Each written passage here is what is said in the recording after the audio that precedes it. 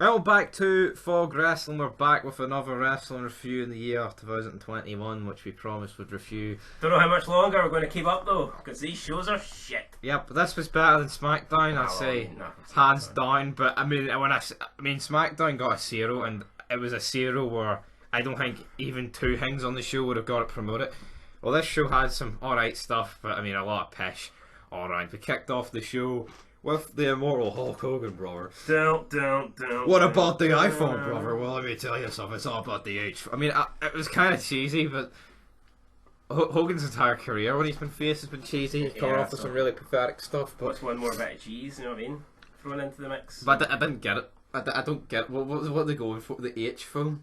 I don't know, but I think we watched the wrong show because my show didn't kick off with Hogan in the H phone like. But I'll take your word for it, like, you know. What'd your show kick off with? Miz and Morrison. Yes, well, anyway, this segment was awful. I hate the New Day. Yep, so basically, Miz and Morrison, they're in the ring and they're, they're naming some of the legends that are. Like, I like Miz and Morrison, right? I think they're probably, two of the better guys in today's roster, no doubt about it. But they're heels and they're putting over the legends. They're like kind of like starstruck. And to me, that just doesn't make any sense to me. The Miz is supposed to be a movie star. I mean, the Miz should be fucking burying the legends. Do you know what I mean? The Miz shouldn't be getting excited and putting over guys that are fucking 30, 40 years past their prime. Like, why would... You would never... Could you imagine Austin? Oh, 98, he's coming out and he's like, hey, I'm excited to be here tonight. We've got, Lou Fez in the front row. You know what I mean? Austin fucking putting over Lou Fez, so he's the greatest thing ever. I mean, no, Miz and Morrison should be putting themselves over. I don't get this. It just goes to show you how shite everyone in the roster is today when you should not be putting over guys, a bunch of fucking old geezers. I mean, it's just not how it would go. And are they even older? Like, I mean, like, why are Miz and Morrison heels here? Like, why? Because they don't even provoke the New Day. They don't do it. I mean, Miz is getting provoked by the New Day, of course. Well, yeah. So anyway, after the Miz and Morrison put over the legends, which it just makes absolute zero sense. If they want someone to put over the legends, they should start with the New Day and have them put over it. Having Miz and Morrison mark out over it makes them look like fanboys. So that doesn't make any sense. New Day come out. Shock. The New Day shit. They should have broke them up when they put Big E and Smart. Why not just break them up? I don't get it. I just don't get it. And look at the neck of this, right? See, you would not have thought, like 2 years ago or a year and a half ago or whatever, that this Kofi Kingston guy was the world champ. Look at him now. Look at the way he's goofing about. Garbage. I mean, who goes from world champion to this? I've never seen anyone do that. Like, to be honest, never. Like it would literally be like Edge and Christian getting back together as a team and acting like they did when they were fucking in their mid-20s. It would make no sense. Doesn't work. Anyway, Teddy Long comes out and he gets over the whole I'm going to make a tag team match player, so I guess we're going to go 2-on-1 against The Undertaker. I mean, that was pretty cool. I seen this on Twitter last night and I was like, holy shit, I've got to check this out. Checked it out, he booked the tag team match and I was like, alright. I wish it was Undertaker. Anyway, booked the tag team match, it was a decent match. Can't really remember who won. Doesn't matter. No. Probably not. No. It really doesn't. Next up, we had the recap of the Randy Orton and Alexa Bliss Fire thing, which looked really, really interesting, but didn't really get to see much. So, I mean, I guess Randy Orton didn't set fire, or I don't know. No, I don't think he did, and like. But to me, this was probably the thing on the show that I wanted to see the most. Yet it was only a recap, so. I mean, I don't know. This is interesting. Could they not have done something where Orton was trying to like set her on fire, but almost like threatened the legends where they were backstage or something and set their wee bit on fire, and there could have been like a bit of a panic that way. Possibly. I mean, I guess maybe the leading to Orton versus the Fiend at Mania. I mean, it might seem a long way away, but I'm all for long builds. I wouldn't mind if the Fiend's gone for a month or two. Maybe he'll appear at the Rumble or something. Yep, we could. We got numerous backstage segments. I think Alexa Bliss is by far the best female on the roster today. Like, I can't think anyone that comes close. I know Ric Flair recently came out and said Charlotte's the best of all time. I don't even think she's like top 5 today. So I don't think anyone could pull this Fiend number 2 lackey gimmick off. Well, no, but I think her mic works actually like for today's standards. Like, I think it's pretty phenomenal. I'd say it's head and shoulders above anyone else. Yes. And the acting's good as well. Like, There's no female better on the current roster. Let's put it that way. Absolutely suck. Right? Anyway, what happened next in your highlights, mate? Because we had Styles versus Elias in a pretty much throwaway match. One of the American freedom fighter guys. What was the American group called that were deported on SmackDown last year? The one of them came out and said Trump's great, and then they took. No, not Retribution. Riker. The Viking. No, I know who they are. The veterans were like their gimmick was they were in the war or something. I know who they are. Forgotten Soldiers or something. Yes, the Forgotten Sons. So then the one of them comes in, goes to hit AJ, and the big black guy grabs the bat and throws it away or something. Why is AJ Styles hanging about with some guy that's like 10 feet taller than him? It just makes zero sense. I mean, to think that when this guy came in and he was like kind of treated as a serious main event player, you know, made great debut at the Rumble, got stuck into a feud with Reigns, put on great matches with Reigns, a feud with Cena, put on great matches with Cena, you know, became champ. How did he go from that to hanging about with some lackey that is never going to amount to anything and having throwaway mid-card matches on Raw with absolute no fucking storyline? I just don't get it. Nope. Are they trying to bury the guy because he's got a Twitch account? That could be it. I don't know. That could be it, guys. Anyway, up next, we've got Big Show backstage with Matt Riddle. Matt Riddle asked Big Show if he'd ever consider being the big bro. And hopefully Big Show said no, but I think he said he'd consider it. And then we'd Randy Orton appear, and he was kind of trying to intimidate the Big Show. And Big Show was like standing up, and Orton didn't look much smaller than him. And then Orton like placed his hand kind of around the chest throat of Big Show, and the Big Show just sat down. It was fucking weird. There was a lot of this weird shit where Orton was like kind of bullying the legends, and I don't really understand it. I know, but don't get right. We'll talk about the Orton stuff right here, right? The Hall of Pain stuff, right? He's talking down to the Big Show, and well, I know the Big Show. He's wrestled just last year, but Henry hasn't wrestled for a while, right? But he was talking to Henry about the Hall of Pain stuff as if it was like 25 years ago, when in reality it was like what, 8, 7, that kind of region. And then with Big Show, I mean, Big Show had a title match last year. Yeah, and he wants one this year, and he's. I mean, at least you could argue, well, Henry's been away longer and he's injured. Well, Big Show, there's nothing wrong with Big Show. The Big Show was just talking about having another title match this year. Yeah, he's sitting down after a wee gentle acknowledgement. I didn't get that. I don't see how Big Show is his health declined or something that he feels physically threatened by Randy Orton. Oh, you're right. I mean, this didn't make much sense to me, but anyway, that's what happened, and Randy Orton takes off. Up next, we have Ric Flair walks out with Charlotte, getting ready for. She is half of the tag team champs. I don't know how this came along, to be honest. Her and Asuka tag team champs. I think Asuka's also the singles champ as well. Don't know. First time watching Raw in a good 6 months, so hard to tell you what's really happening here. Yep. But then they take on the team of Peyton Royce and Lacey Evans. And why the fuck did they break up the Iconics? Because they said they wanted to push Royce, and now she's in a tag team with Lacey Evans. Like, what is the fucking point? Now, people can say the Iconics were pish, and to an extent they were, but they did have this like annoying factor about them, which kind of put them over. Yep, but it was awful at the same time. No, it was awful, but it was. Here, it's better for something to be awful than not give a shit about it. Damn right. It's better to be fucking terrible than for someone not to give a shit. Because see, if something's that awful, you want to see them get beat, so you care. And that's kind of the way the Iconics were. They were awful in a way that it was kind of good, if you know what I mean. Yep. So now they break her up with Billie Kay, who on SmackDown was just legit awful. You know.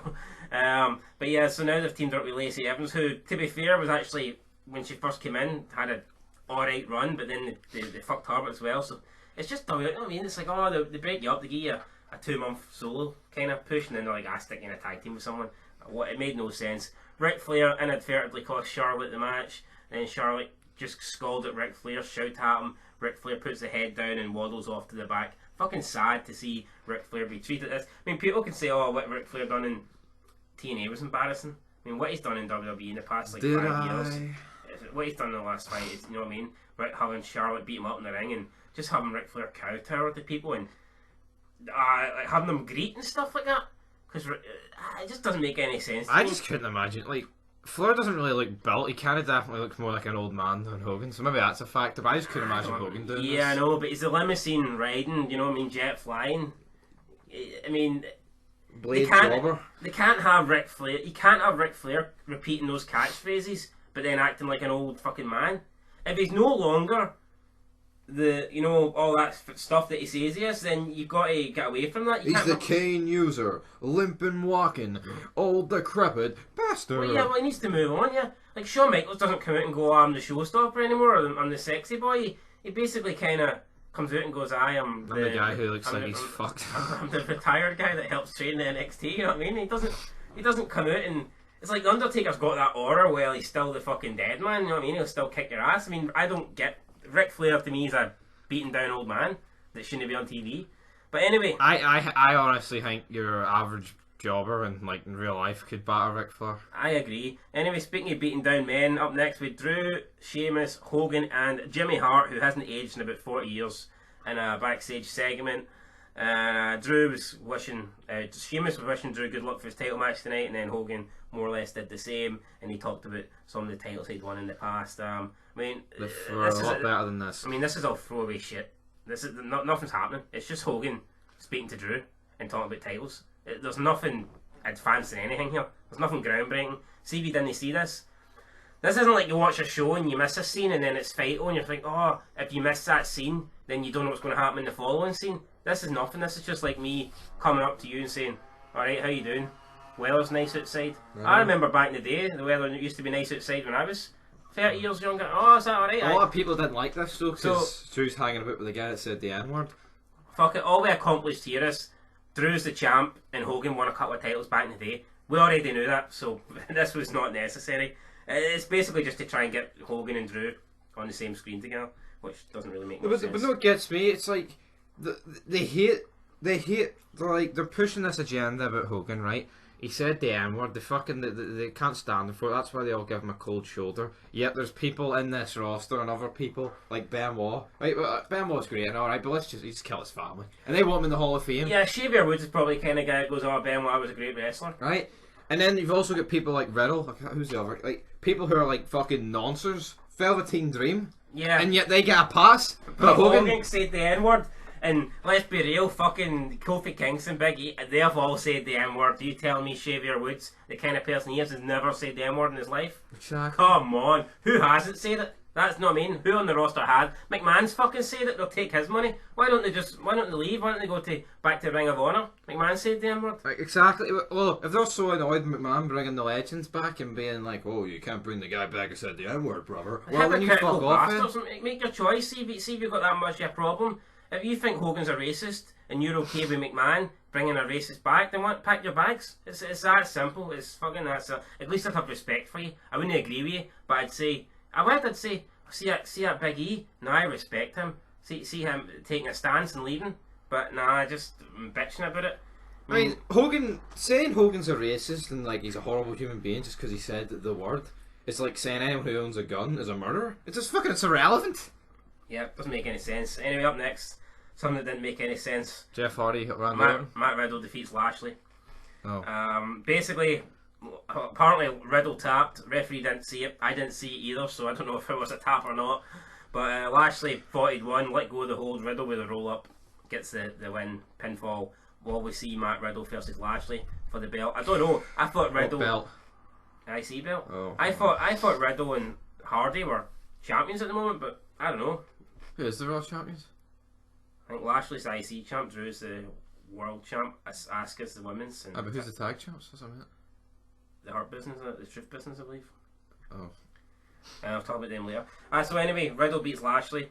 Up next, we'd already spoke about it, but he had Orton and hit Mark Henry back. And I don't know if Mark Henry got a leg amputated or what. It looked like he but this looked fucking terrible. Especially the way Orton threatens him about, Hall of Pain, I'm giving you a receipt, and then Mark Henry just in a wee scooter. And he waddled away. This looked fucking odd. How the hell can Mark Henry sign off in this? It made him look like an absolute fucking beaten up old little bitch. I don't know. I mean, what are they going for? This would have been so much better if Henry was like, "I don't care if I've only got one leg. I'm going to kick your ass." And then Orton Orton kicked his ass, and then it would have been like, "Oh, it works." See, this doesn't make Orton look big either. This doesn't make Orton look hard. This makes like Orton's picking on a bunch of old fragile men. That's all. This doesn't make Orton look good, I don't think. I don't like seen they were doing the legend killer gimmick like 15 years ago. He was battering people who could still go. Exactly. Well, no Hulk numbers are like, but you can still go with what he can do now. They're trying to go back to the legend killer gimmick, but only he's killing guys that are. And another thing that they say legends, right? I mean, half the people, like, there's some people on this show that I didn't mind, like, but they call them a legends. Wait, what was Carlito? I think he knows showed. Don't blame him. No, but right, Orton has this match against Jeff. I mean, I like Carlito, but not a legend.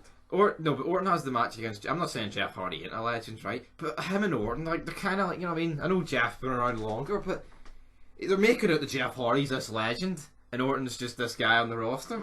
Orton's a young pup in first year. Anyway, up next with Baszler versus Mandy Rose, who was accompanied to the ring with Dana Brooke. Another person that got split up from a tag team last year with Sonya Deville, and now she's just stuck back in another tag team, the Blonde Bimbos, with Dana Brooke, who, you know, looks like she takes more steroids than Batista. I don't get the point in this. When they first split Mandy Rose up, her feud with Sonya Deville was actually a bit interesting.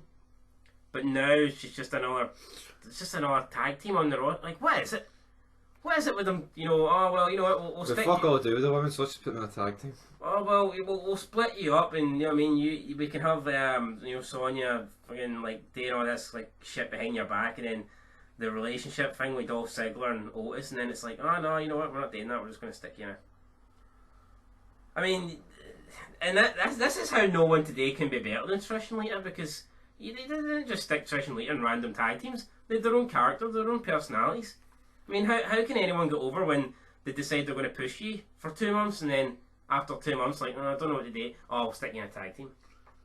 See, unless you're an actual tag team wrestler, tag teams are not. It's like A-Train and Big Show versus Undertaker, and that was a shit show. Well, at least Nathan Jones wasn't in the match at Mania.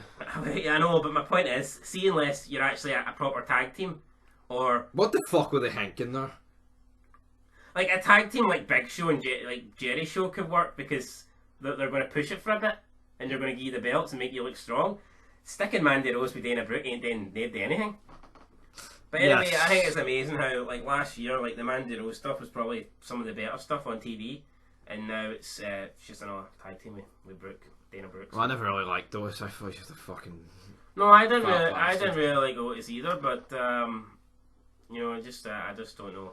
Right, what happened next? Because I've got a very vivid memory at this point. 3 hours was fucking Orton Flair backstage, or Flair was speaking with IRS, and some woman, I've no idea who it was. Assuming his wife, maybe. No, was it? I look too old to be Alicia Fox. Might not have been there. And then Orton again. IRS's wife or Ric Flair's wife? Damn, well, could be Ric Flair's had that many, like, I mean, I wouldn't know. The 20th one. Backstage, again, it's just basically Orton bullying Flair. Is this it? Everyone want to bully Ric Flair? But he takes it better from Orton than he would Charlotte. Yeah, so I mean, honestly, I don't really get this. I don't get it.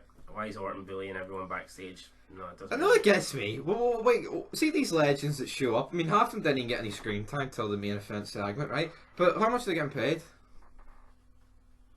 Vince cannot think this is worth it. You could literally half these people he brought back. You just need like Hogan and all, and people would still tune in. Yeah, no. If you're going to bring back a legend, they should be getting a meaningful spot on the card. Yeah. You having someone just sit there and they pop on the screen for like a second, that's not going to do nothing. I mean, that's not going to do fuck all. See, instead of bringing back as many legends as you can get, why not just bring back 3 or 4 and actually do meaningful stuff with them? I mean, that's what a smart person would do. I mean, you don't need to be in the wrestling business to know that. I mean, anyone with fucking a brain cell would know it would be better just to bring back a couple and actually have them doing important things rather than, oh well, we'll try and bring 25 people back and we can maybe fit him in for 2 seconds here and then make up some excuse to show a backstage thing with this person.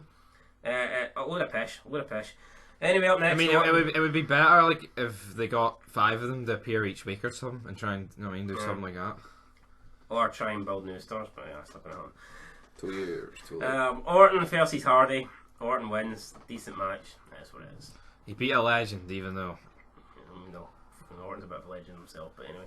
Up next with Lucha House Party backstage.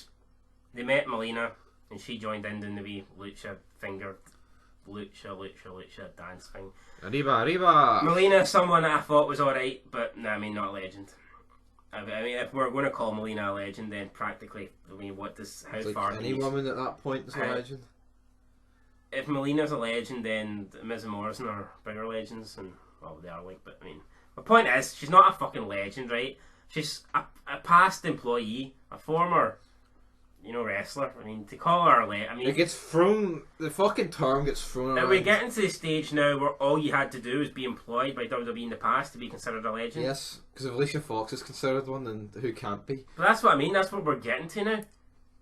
Like, see in 20 years' time, are they going to bring Drew Gulak back for a backstage and go, oh, WWE legend? No, I'm being serious. No fly so. To me, a legend's someone that is like in the Hall of Fame. And even then, there's a couple people in the Hall of Fame I wouldn't really consider legends. So, who would you say is the biggest star from the past who you wouldn't consider a legend?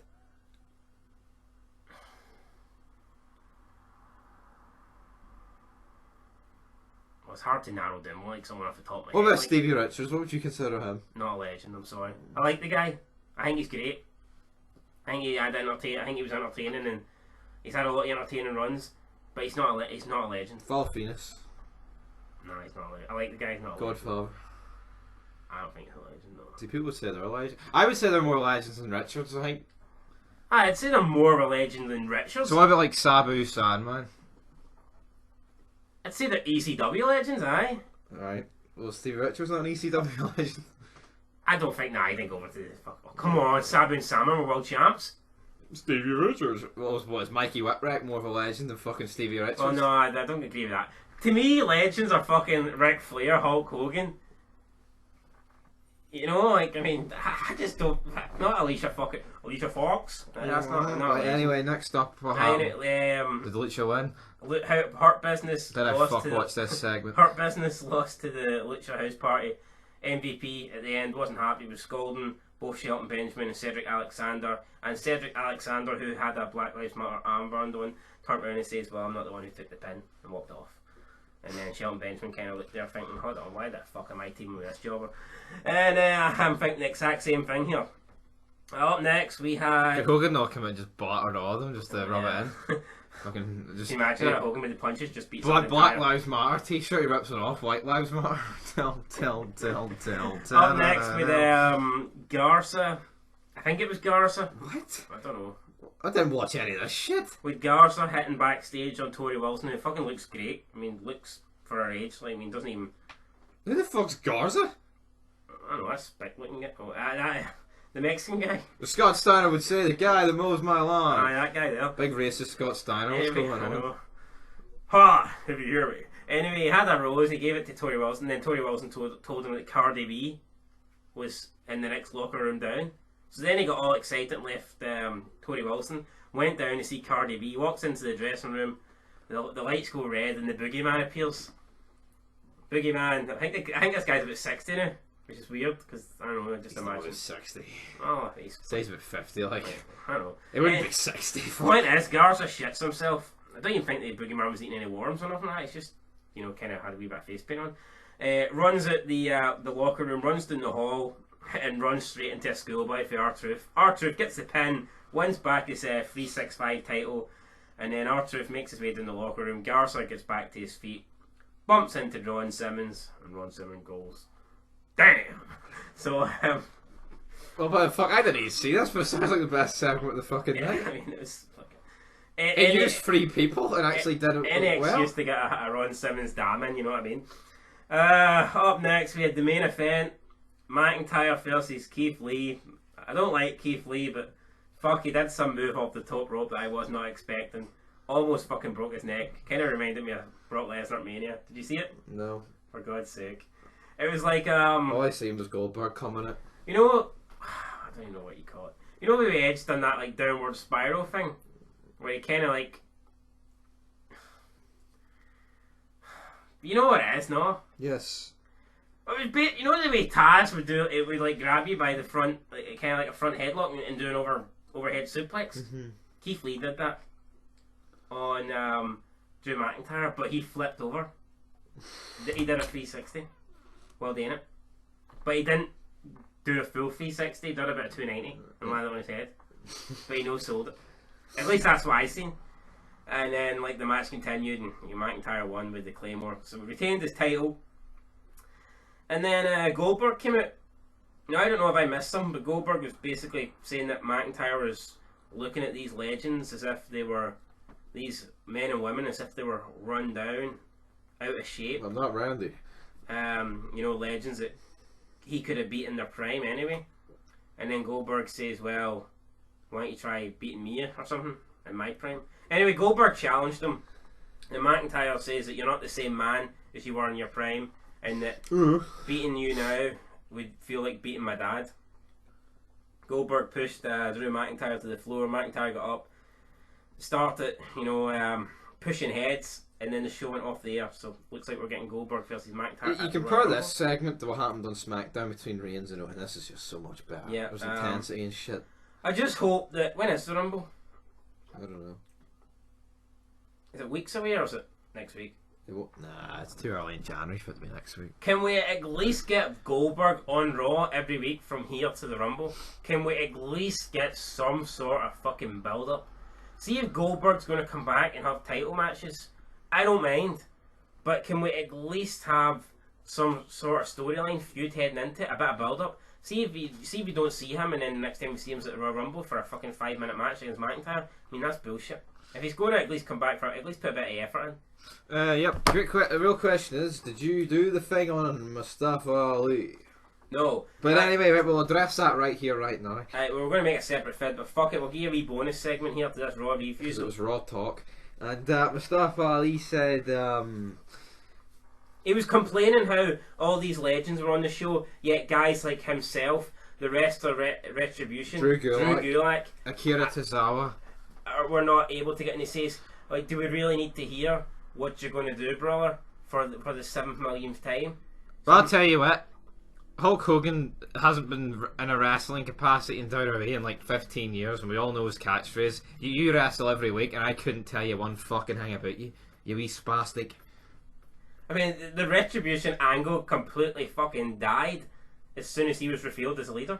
Yep, you're fucking pish. I mean, nobody even cared. I think people were just maybe clinging on to the hope that maybe Punk was the leader, even though maybe they're going to be leader. See, as soon as he got revealed, the angles died. Retributions went from feuding with the entire WWE to feuding with the fucking truth business, and that's not even happening anymore. So, that's why these guys are delusional. For him to think that Drew Gulak warrants a spot on a Raw show more than Hulk Hogan, it's just even the worst legend here fucking warrants more of a spot than these bastards. Yeah, Melina doing the whole lucha thing backstage is better than anything Drew Gulak's going to do, and it's a fucking fact. It is. It's an absolute fact. Drew Gulak can kiss my ass. I mean, Hogan could not have appeared on wrestling for the last 30 years, and we see when if he does, more people would know who he is than Drew Gulak. No one.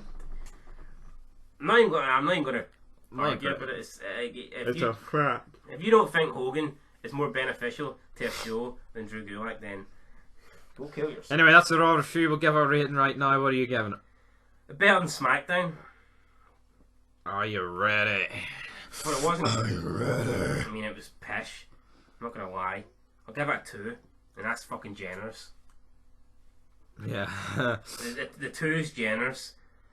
I mean, a couple of good segments, guys. I like the Orton Bliss thing, but even then, it wasn't even on this show. It was basically showing you a highlight for last week. Are you ready? I mean, Goldberg coming out, and it was a decent ending.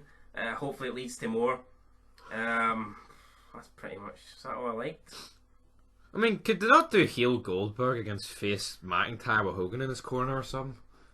I mean, the fact that you got to see some legends, don't get me wrong, it's cool, and that's probably, if this wasn't a Legends show, I'd probably maybe just give it a 1.